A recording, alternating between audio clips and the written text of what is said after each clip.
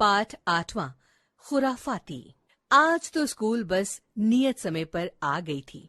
राशि और नगमा दोनों को ही आज स्कूल पहुंचने की जल्दी थी। उन दोनों में घनिष्ठ मित्रता थी, बावजूद इसके कि राशि की राह नगमा की तरह सरल सपाट नहीं बल्कि ऊबड़ खाबड़ पगडंडी की तरह थी। नगमा राशि के हर अच्छे बुरे कृत्य में प्रत्यक्ष या परोक्ष रूप से भागीदार रहती आई है।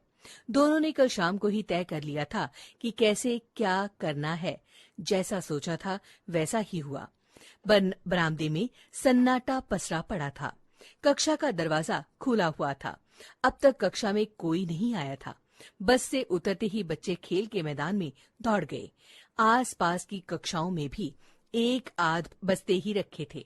राशि ने झट से बस्ते से पारदर्शी तरल पदार्थ की एक शीशी निकाली और उससे 3-4 कुर्सियों की पीठ पर चिपकू, बुद्धू और झंडू, अकड़ू, फिसड्डी आदि शब्द लिख दिए।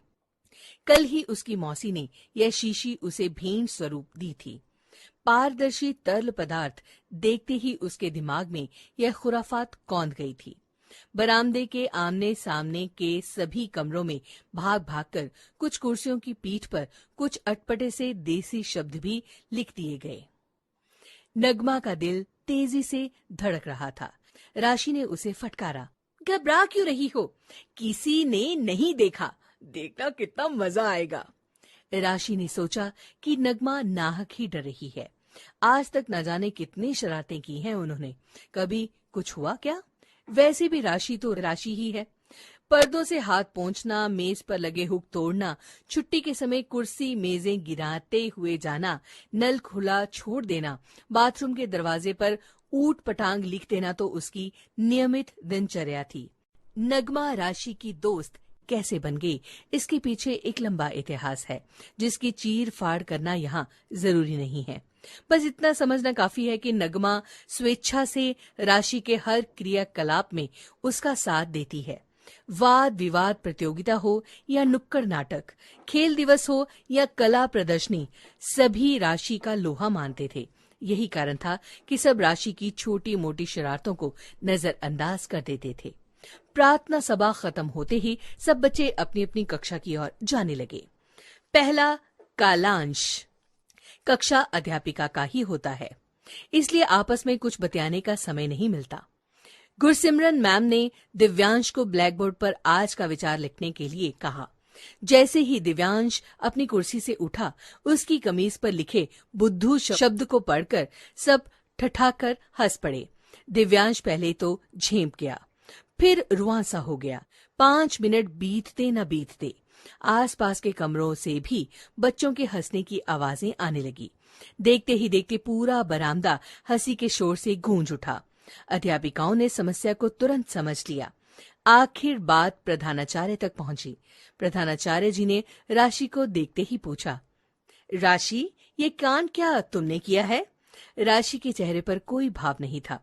उसने बड़ी संजीदगी से कहा, नहीं मैम, मैंने कुछ नहीं किया। इस पूरे मामले की जांच पड़ताल से पता चला कि राशि विज्ञान प्रयोगशाला के यंत्रों से भी छेड़छाड़ करती रही है।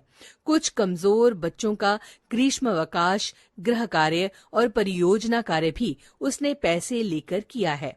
यह खुलासा सभी के लिए अप्रत्याशित था। राशि की इस हरकत में अध्यापिकाओं को कहीं भी मासूमियत दिखाई नहीं दे रही थी। गुरसिमरन मैम ने जरा सख्ती से कहा, कैमरे में तुम और नगमा साफ साफ दिखाई दे रहे हो।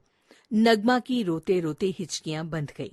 राशि भी कोई संतोषजनक उत्तर ना दे सकी। दोनों के बार बार माफी मांगने पर प्रधानाचार्य द्वारा उन्हें इस शर्त पर छोड़ा गया कि अगले पूरे सप्ताह वे दोनों विद्यालय की हर कक्षा में जाकर विद्यालय का संविधान पढ़ेंगी। उधर जो बच्चे राशि की इस शरारत का शिकार हुए थे, वे अपने अपमान से तिल मिला रहे थे।